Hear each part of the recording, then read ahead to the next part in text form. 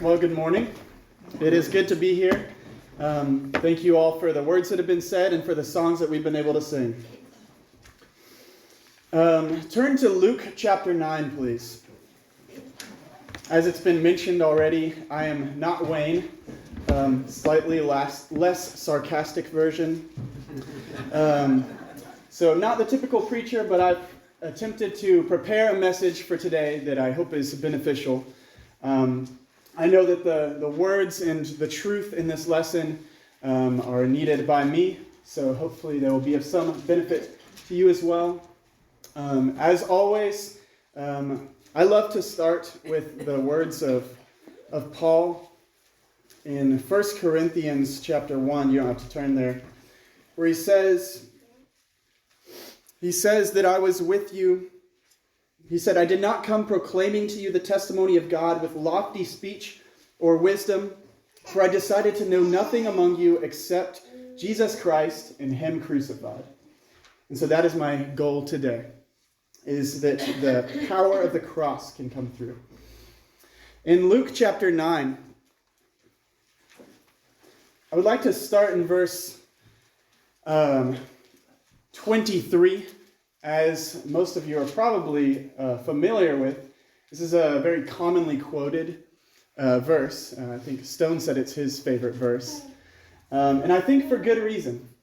Because although I think it's commonly quoted, it's not a common idea in our society. And it's becoming increasingly more rare. So Luke chapter 9, verse 23, Jesus says, if anyone would come after me, let him deny himself and take up his cross daily and follow me. For whoever would save his life will lose it, but whoever loses his life for my sake will find it, or will save it.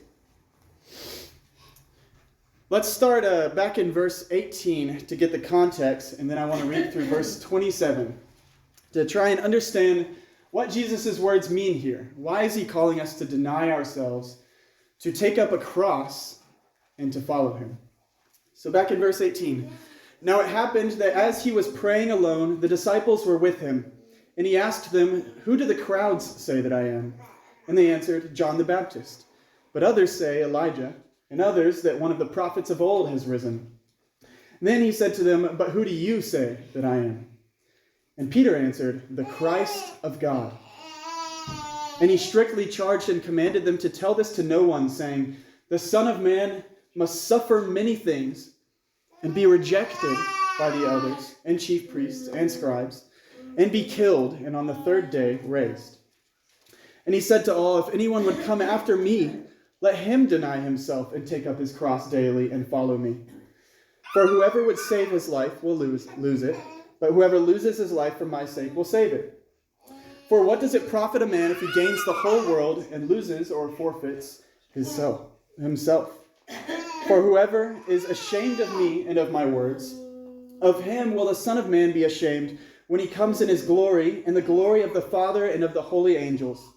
But I tell you truly, there are some standing here who will not taste death until they see the kingdom of God.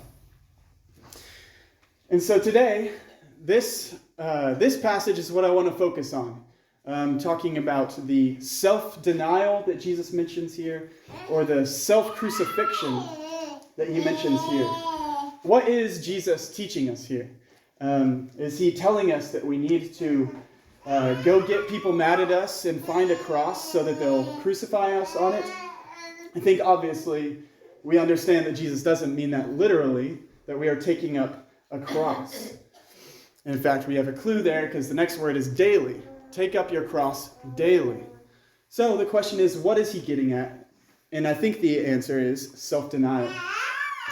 Like I mentioned, self-denial is not a very common idea in our culture today.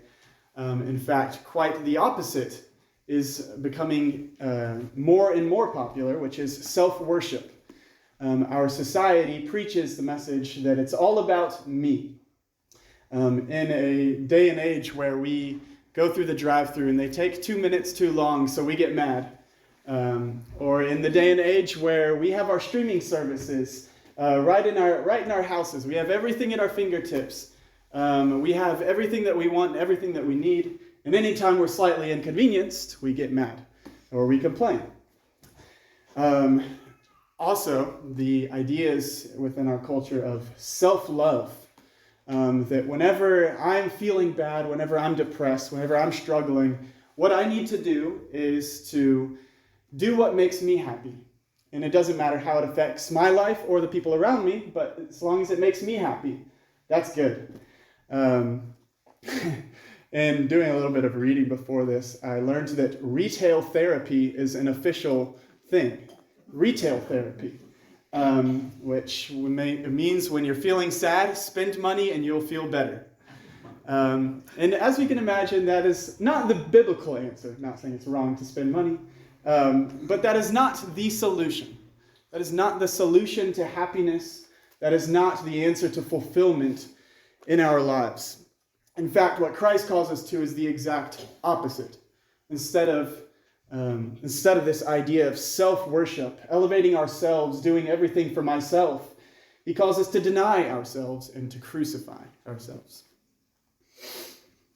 Let's turn to Genesis chapter 1, verse 26. You might feel like every time I'm up here I go to this chapter. But it's because I believe that there are so many layers and so many aspects to this that run deeply throughout the Bible.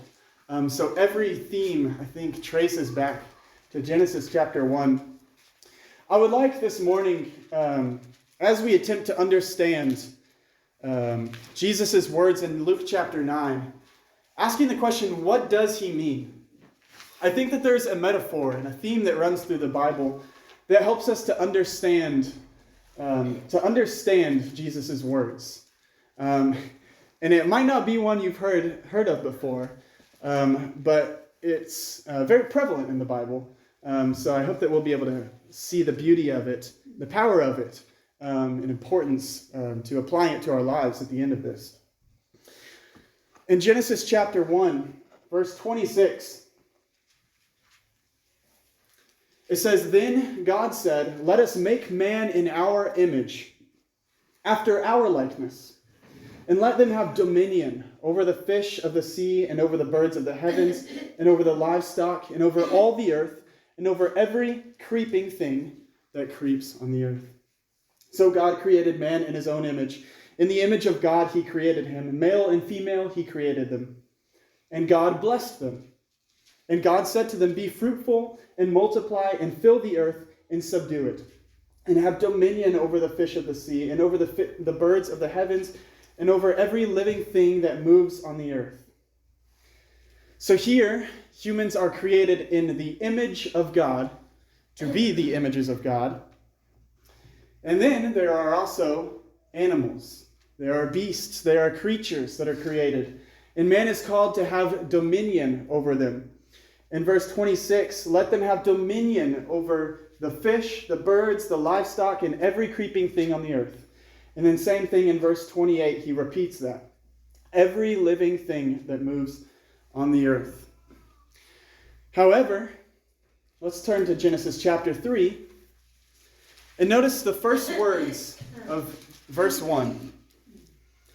"Now the serpent was more crafty than any other beast of the field that the Lord God had made." And so as we're aware of, this beast, this serpent, that the humans made in the image of God are called to rule over, now rules over humans. Look in verse 6. "So when the woman saw that the tree was good for food, and that it was a delight to the eyes, and that the tree was to be desired to make one wise, she took of its fruit and ate. And she also gave some to her husband who was with her, and he ate." And so here, she listens to the voice of the beast. Instead of ruling over the beast by listening to the voice of God, now she is submitting to the serpent and his will. And then look in chapter 4, the next chapter. We see this continued with the story of Cain and Abel.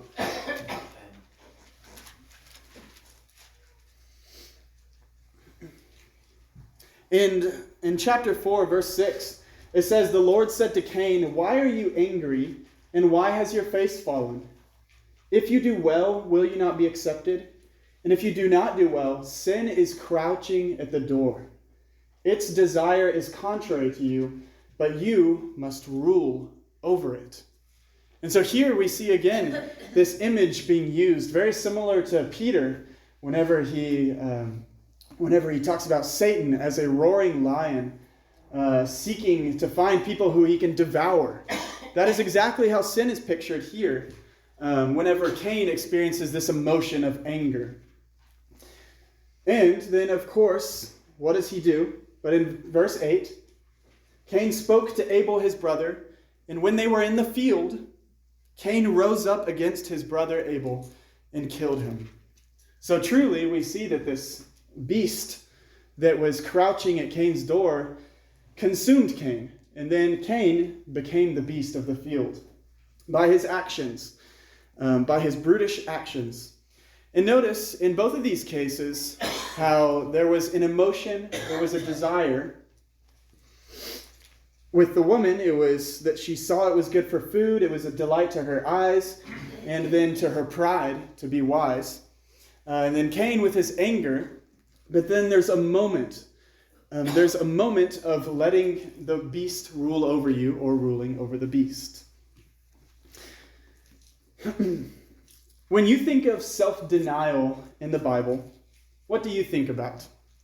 What comes to your mind when you think about denying yourself? It's probably a very personal, individual question. We probably all think lots of different things depending on our experiences of what we've each had to deny. For me, I think of stories like this, like stories like Cain, where, again, there is a passion or an emotion that takes over and they're consumed like a beast, like the beast that follows their instincts, whatever feels good at the time. I think of people who are consumed by evil desires. In 2 Peter 2, let's turn there. I think about people that Peter describes here.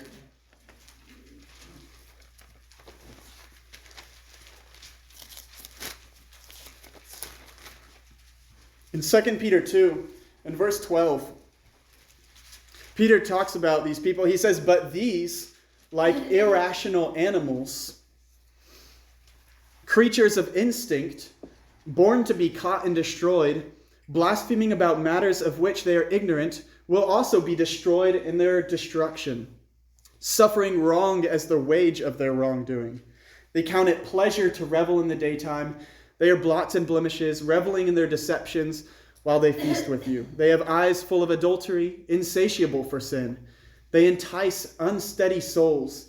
They have hearts trained in greed, accursed children." So when I think of self-denial, I typically think of a list of very evil things that I'm called to deny.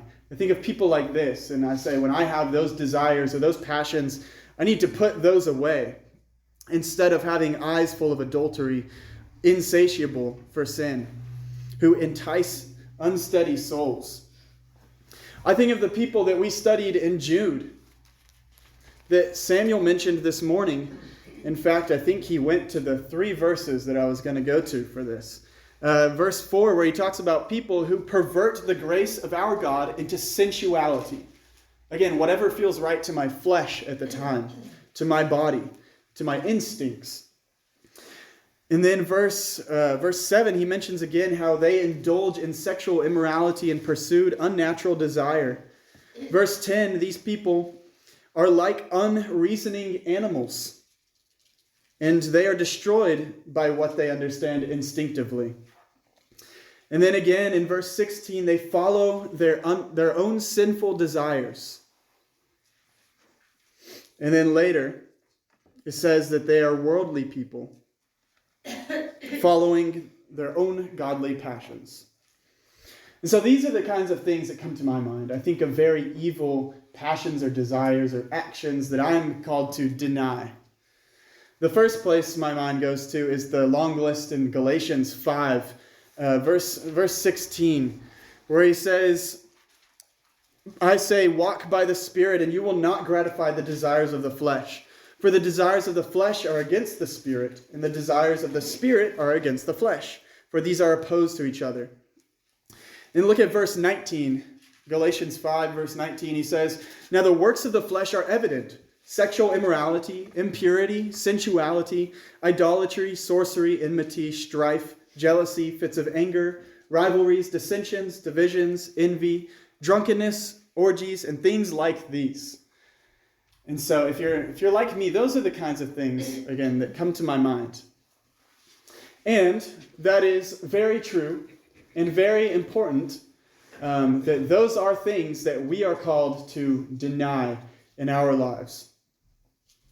In Daniel chapter 7, you don't have to turn there with me, but Daniel chapter 7, Daniel has a vision of the four beasts, and they're all brutish towards each other. Killing at will, devouring at will, hindered by nothing. And of course, they represent the nations, the great nations that are just killing at will for their own gain and for their own power and wealth, causing harm and destruction for their own gain. However, the biblical image of the beast goes even deeper, because it's not just about denying a list of things I'm not supposed to do, but it's about rebellion in the heart. Think back to Genesis chapter 3. What did the serpent attack? But they got Adam and Eve to doubt God in their hearts, to essentially dethrone God and to enthrone themselves. And which Revelation is going to reveal is they were really enthroning the beast. In Genesis 3, in verse 14, we read that the battle between the woman and the serpent is not finished. In Genesis chapter 3, verse 14, it says, "The Lord God said to the serpent, 'Because you have done this, cursed are you above all livestock and above all beasts of the field. On your belly you shall go, and dust you shall eat all the days of your life. I will put enmity between you and the woman, and between your offspring and her offspring. He shall bruise your heel, and you shall bruise his heel. He shall bruise your head, and you shall bruise his heel." Turn to Revelation 13 with me.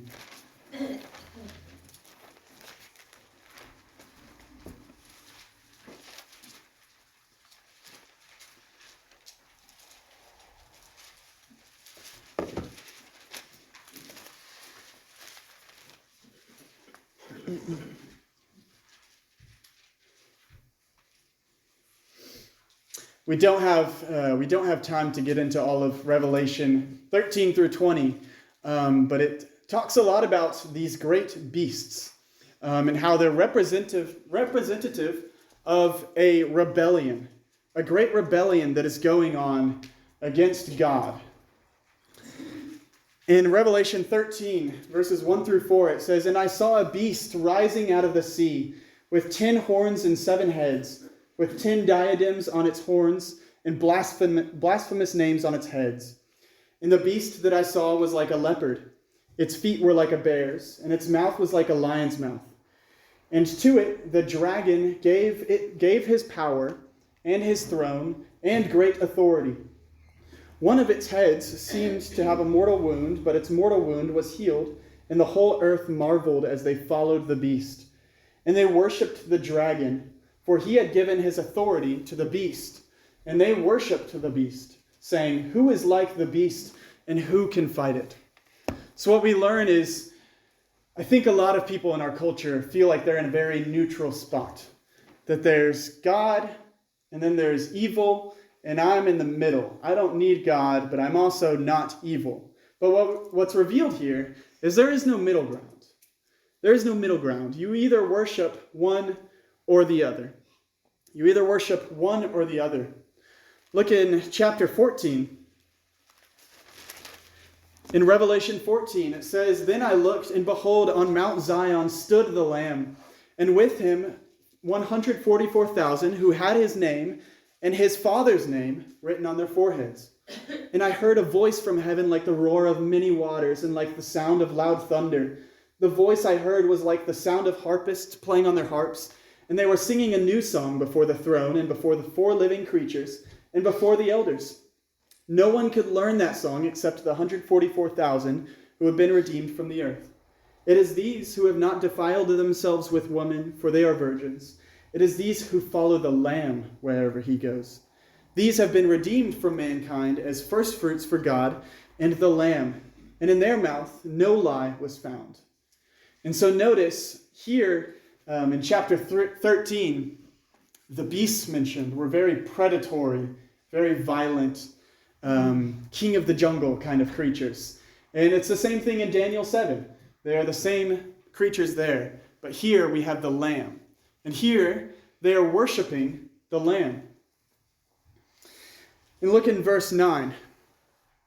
And another angel, a third, followed them, saying with a loud voice, "If anyone worships the beast and its image, and receives a mark on his forehead or on his hand, he also will drink the wine of God's wrath, poured full strength into the cup of his anger, and he will be tormented with fire and sulfur in the presence of the holy angels and in the presence of the Lamb.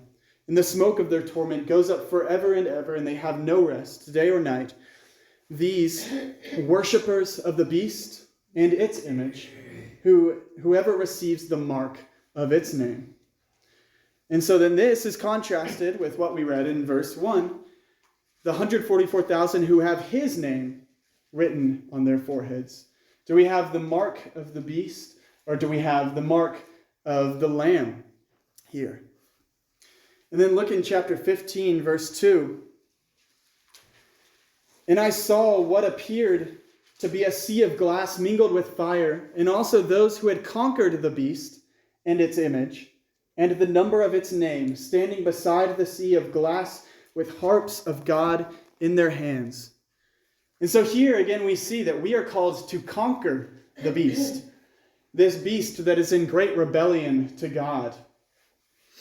And I love how John in this vision helps us to just zoom out and to see the world from a greater perspective, where we see that this beast is the enemy. There aren't a whole lot of enemies, but there is one enemy. As Paul says, that we are wrestling not against flesh and blood, against each other, but we are wrestling against this dragon and the beast. And so, ruling the beast is about more than just a list of bad things not to do, but it's about ruling this rebellion that can come up within us. It's about being a Christian is about more than just having a list of bad things, again, that I don't do. I don't know about you, but I definitely grew up as a Christian thinking that that's what Christianity was.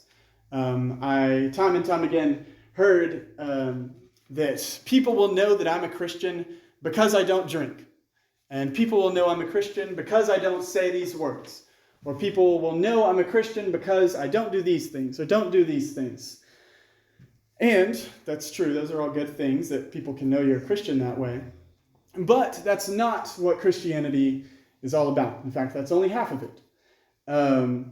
In fact, what Jesus says is, "By this all people will know that you are my disciples, that you have love for one another." And so here we learn that sin is so much bigger than just that list of bad actions. But it's about this rebellion. Again, this rebellion.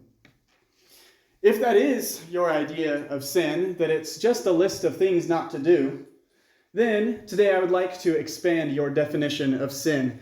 Look with me in James chapter 4. James chapter 4.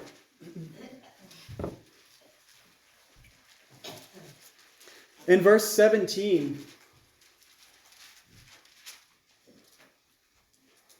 James says that whoever knows the right thing to do and fails to do it, for him it is sin. So we learn here that sin isn't just doing the bad stuff, but it's also when you know the right thing to do and don't do it. Jesus expands our definition even longer. Even bigger. Matthew 5. In Matthew chapter 5, the Sermon on the Mount. I was like, why is nobody flipping? Didn't say a verse. Matthew chapter 5, verse 21. Jesus, he has a series of teachings here where he says, you have heard this in the law or from the teachers. But I say to you, and he reveals the deeper meaning here. Jesus isn't bringing new teachings from the law, but he's revealing the true purpose behind it all along. In Matthew chapter 5, verse 21, he says, you have heard that it was said to those of old, you shall not murder, and whoever murders will be liable to judgment. But I say to you that everyone who is angry with his brother will be liable to judgment. Whoever insults his brother will be liable to the council, and whoever says, you fool, will be liable to the hell of fire. Again, Jesus isn't making this up out of nowhere. I'm going to make new rules today.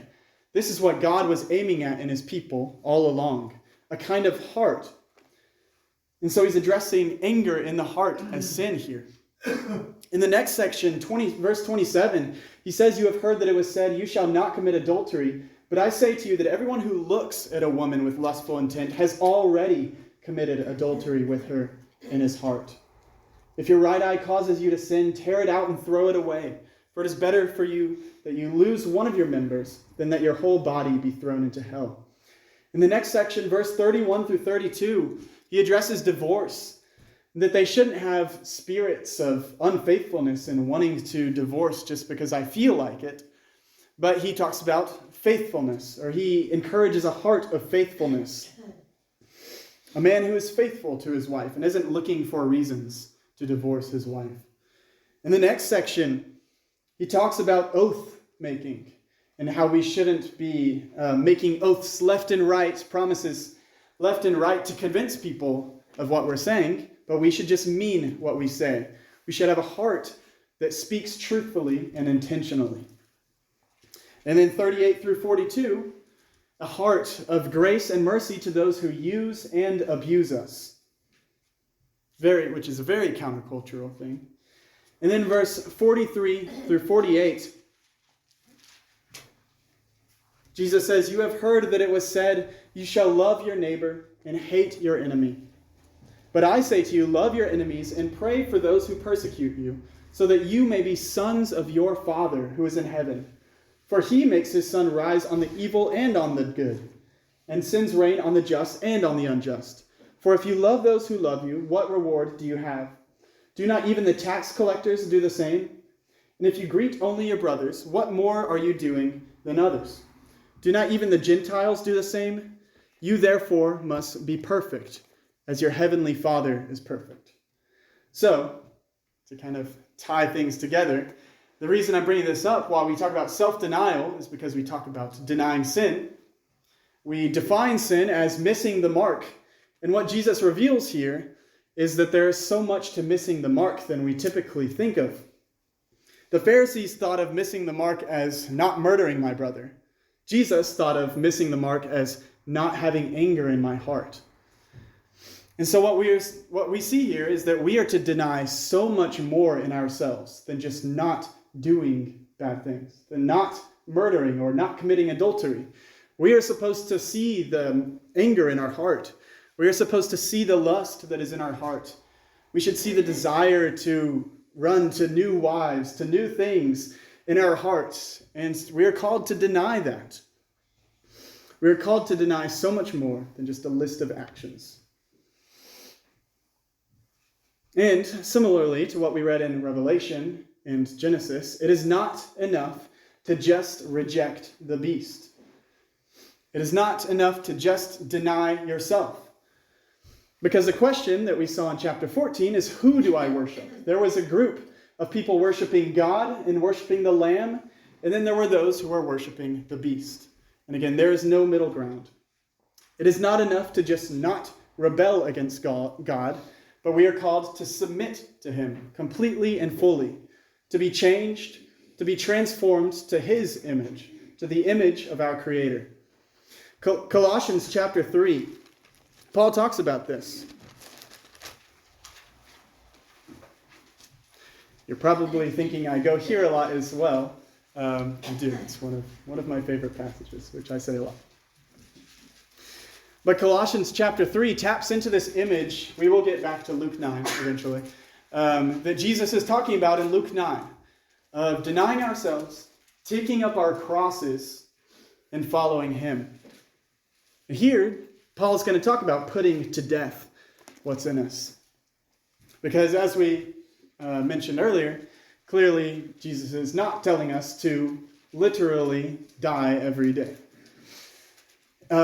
Colossians chapter 3, he says in verse 5, to put to death what is earthly in you, your sexual immorality, impurity, passion, evil desire, and covetousness, which is idolatry. On account of these, the wrath of God is coming. And then go down to verse 9. He says, do not lie to one another, seeing that you have put off the old self with its practices, and have put on the new self, which is being renewed in knowledge after the image of its creator. Here there is not Greek and Jew, circumcised and uncircumcised, barbarian, Scythian, slave, free, but Christ is all in all. Put on then, as God's chosen ones, holy and beloved, compassionate hearts, kindness, humility, meekness, and patience, bearing with one another, and if one has a complaint against another, forgiving each other, as the Lord has forgiven you. So you also must forgive. And above all these, put on love, which binds everything together in perfect harmony. And so here we see the same message that Jesus is saying there. Yes, it's about taking up the cross, but then it's about following him afterwards. It's about becoming like him. It's this same message of self-denial and self-crucifixion, but then also transformation.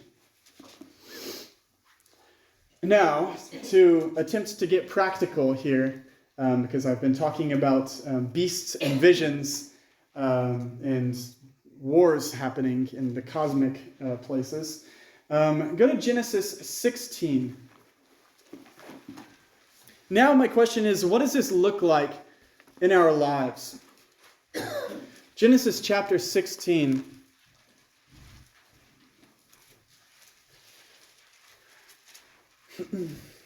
What does this wholehearted submission look like? Where we discovered it's not just about not doing bad things. It's also about what's in my heart, about not rebelling against God in my heart, doing what I want to do, doing my way, but submitting to God in his way, even when it doesn't make sense, which we're going to see with Abraham. And I'm choosing Abraham because I think he has two stories related to the same thing, the promised son, where one you see this self-worship that Adam and Eve fall victim to, and then the next one you find self-denial. And so I think Abraham becomes a very powerful example here. In Genesis chapter 16, at this point, Abraham, he hasn't received the promised heir yet. God chose Abraham. The question remains, why did God choose Abraham? But he chose him for the promise and the blessing to come through him that Christ would eventually come through. And Abraham, not trusting in his timing, repeats the failure of Adam and Eve almost verbatim. In fact, pay attention to the language as we read this. We're going to read the first 6 verses of Genesis 16. It says, now Sarai, Abram's wife, had borne him no children. She had a female Egyptian servant whose name was Hagar. And Sarai said to Abram, behold, now the Lord has prevented me from bearing children. Go in to my servant. It may be that I shall obtain children by her. And Abram listened to the voice of Sarai. So after Abram had lived 10 years in the land of Canaan, Sarai, Abram's wife, took Hagar the Egyptian, her servant, and gave her to Abram. Gave her to Abram, her husband, as a wife. And so we see the language repeated there, that Abram listens to his wife, that she takes and gives to her husband. And so the failure here repeats Adam and Eve almost verbatim, where they choose their way over God's way. where they don't trust in God's words, but their own. Turn to Genesis 22.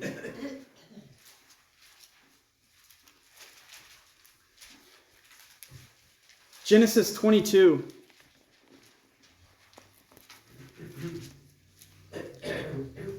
I believe it's important to consider how important heirs were in this patriarchal period. The heir was your legacy and was your honor. If you had all the wealth in the world, but you didn't have someone to carry on your legacy, it meant nothing. And so here, Abraham finally receives his heir, Isaac, the promised son. And then God asks him to do something radical. And I would like to read this story through verse 18. In Genesis 22. After these things, God tested Abraham and said to him, Abraham. And he said, Here I am. He said, Take your son, your only son Isaac, whom you love, and go to the land of Moriah and offer him there as a burnt offering on one of the mountains of which I shall tell you. So Abraham rose early in the morning, saddled his donkey, and took 2 of his young men with him and his son Isaac. And he cut the wood for the burnt offering and arose and went to the place of which God had told him. And on the 3rd day, Abraham lifted up his eyes and saw the place from afar. Then Abraham said to his young men, Stay here with the donkey. I and the boy will go over there and worship and come again to you. And Abraham took the wood of the burnt offering and laid it on Isaac his son. And he took in his hand the fire and the knife. So they went both of them together. And Isaac said to his father Abraham, My father. And he said, Here I am, my son. He said, Behold the fire and the wood, but where is the lamb of the burnt offering? Abraham said, God will provide for himself a lamb for a burnt offering, my son. So then they went both of them together. When they came to the place of which God had told him, Abraham built the altar there and laid the wood in order and bound Isaac his son and laid him on the altar on top of the wood. Then Abraham reached out his hand and took the knife to slaughter his son. But the angel of the Lord called to him from heaven and said, Abraham, Abraham. And he said, Here I am. He said, Do not lay your hand on the boy or do anything to him. For now I know that you fear God, seeing you have not withheld your son, your only son, from me. And Abraham lifted up his eyes and looked, and behold, behind him was a ram caught in a thicket by its horns. And Abraham went and took the ram and offered it up as a burnt offering instead of his son. So Abraham called the name of the place, The Lord Will Provide. As it is said to this day, On the mount of the Lord it shall be provided. And the angel of the Lord called to Abraham a second time from heaven and said, By myself I have sworn, declares the Lord, because you have done this, and have not withheld your son, your only son, I will surely bless you, and I will surely multiply your offspring as the stars of heaven and as the sand that is on the seashore, and your offspring shall possess the gate of his enemies. And in your offspring shall all the nations of the earth be blessed, because you have obeyed my voice. And so, if you've ever wondered the question, why Abraham? Why, out of all people, did God choose Abraham? And we've got Genesis 1 through 11, which is a very unique set of chapters. And then all of a sudden it cuts to the story of Abraham. Why does God choose him? And I think here we find the answer. Is because God was looking for someone who was willing to do what he was going to have to do with his son. Notice again God's words there in verse 16 where he says, Because you have done this and have not withheld your son, your only son, I will surely bless you. Does this sound familiar at all? The son carrying the wood of his own sacrifice on his back, up a mountain, as the lamb to be sacrificed by his father. Here we see Abraham holding his life with open hands, which I think is a very powerful image for offering things to God. instead of trying to cling onto what we have. Abraham finally gets the son that he's been waiting for, and instead of holding on to him tightly and not trusting God, he gives him to God. Now, God doesn't end up taking him, but Abraham gave him, and that's what counts. And that's exactly what we are called to do. We are called to give up everything that we have. Doesn't necessarily mean that God will take everything that we have, but we are called to give it to him. Does this story seem repulsive to you or cruel to you in any way? I've seen that a lot on social media, people criticizing this story as cruel and repulsive. Well, turn to Luke 9. Luckily for Abraham and Isaac, although I'm sure it was a very difficult experience for both of them, something much larger was at work. And for Jesus, he's not going to have the luxury that Isaac did. Because although Abraham was able to spare his son, God knew that he wasn't going to. And so if you think that what Abraham and Isaac had to do was cruel, look at verse 21, where Jesus says, he strictly charged and commanded them to tell this to no one, saying, the Son of Man must suffer many things, and be rejected by the elders and chief priests and scribes, his own people, and be killed, and on the third day raised.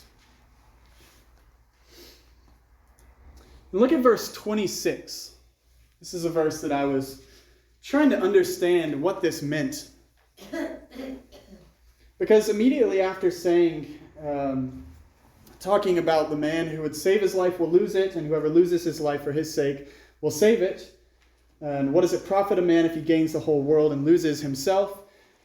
Verse 26, immediately after, Jesus says, for whoever is ashamed of me and of my words, of him will the Son of Man be ashamed when he comes in his glory and the glory of the Father and of the holy angels. And so why does Jesus say this? I think the answer is simple, and that's because there was something shameful about Jesus' words. Today, whenever we think of a cross, we think of necklaces, we think of maybe bracelets, we think of tattoos, maybe bumper stickers. We think of it as a beautiful thing, of power. We think of salvation. The cross is our salvation. But put yourself in the shoes of the listeners here, Jesus' listeners, his audience. To them, the cross was reserved for rebels, for robbers, for criminals, for murderers, the lowest of the low. It didn't matter if you were a Roman or a Jew. If someone was on a cross, they were the bad guy, and they deserved it. They deserved to be up on that cross. However, this is very different from what's been going on before this. In Jesus' ministry, I want to back up for a second just to look at what's been going on. Jesus is at a high point in his ministry. Some of the things he's been doing. If you look at chapter 8, in verses 22 through 25, Jesus calms the wind and the waves. He controls the wind and the sea, which in the Bible is something that only God does. Only God does. And this is, of course, is why his disciples ask the question, who then is this, that he commands even winds and water, and they obey him? But luckily enough, the demon in the next story is going to answer the question for us. Right afterwards, Jesus approaches a man with thousands of demons in him. Thousands of demons in him. And this man has super strength. But Jesus is not scared by their power. In fact, these demons fall down and they beg Jesus for mercy, acknowledging him as the Son of the Most High God. The next story, Jesus is approached by a respected leader of the synagogue who humbly asks Jesus for help for his daughter. And then as Jesus is enclosed and surrounded by people, Jesus performs another miracle. And then next in chapter 9, Jesus, of course, performs the miracle of feeding the 5,000. And of course, implied there is that there are 5,000 people there to hear Jesus and to receive healing from him. And so Jesus is a very popular person right now. The disciples have good reason to be proud of their master and who he is and what he's saying. And so it's no surprise that we read in verse 20 that when Jesus asks, "Who do you say that I am?" Peter says, "The Christ of God." He makes that confession proudly and boldly. But then Jesus teaches them in the next section that this Son of Man, this Christ of God, must suffer, be rejected, and die. And so, what does this mean for me as we go back to Jesus' words? What does it mean for me to deny myself and take up my cross and to follow him? Well, it means to do exactly what he did. In Luke chapter 22, whenever Jesus says, "Not my will, but yours be done." To put my will aside, to put my way aside, to put my version of life aside for God's version of it. We truly see the irony. We truly see the irony of Genesis 16 whenever Abraham and Sarah try to force God's promise to work. Because if they would have waited just a little bit longer, they would have got what they wanted, right? And so we see that, again, wanting the promised son wasn't inherently a sinful or evil or bad thing. In the same way that Jesus prays, "Not my will, but yours be done." It's not that Jesus' will is sinful and wrong and evil, but he's submitting to the Father. And same thing with Abraham in that story. And then same thing with Adam and Eve. The irony there is that if they would have kept walking in the garden with God, Proverbs tells us the fear of the Lord is the beginning of wisdom. They would have gained that wisdom eventually just by spending time with God.